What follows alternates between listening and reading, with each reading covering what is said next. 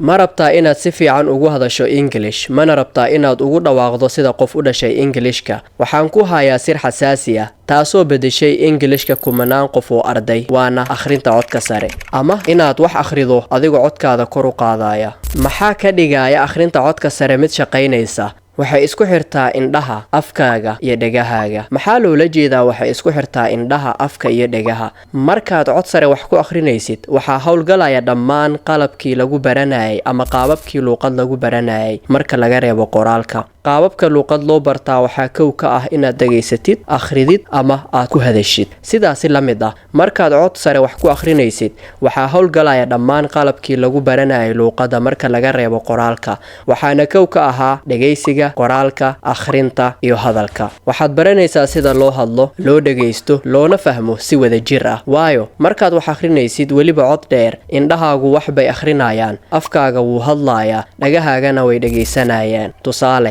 weedhan kuna celi 3 jeer marka hore waxaad akhrinaysaa si tartiib ah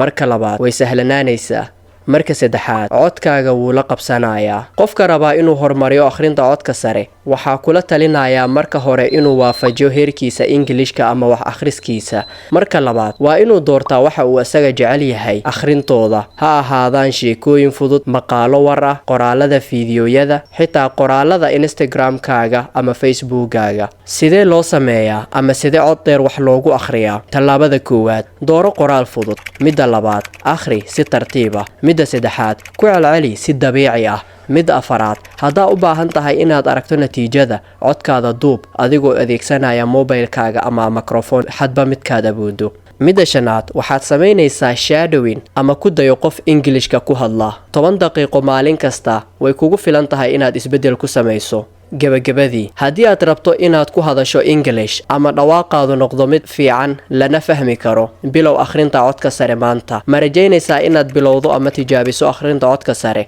hadday jawaabtaadu tahay haa commentiska iska diiwaangeli oo haa soo qor like-ta iyo subscribe-tuna waa dhankaaga si aad u hesho casharo cusub kulanti dambe oo xiiso leh sii wad akhriska codka sare maca salaama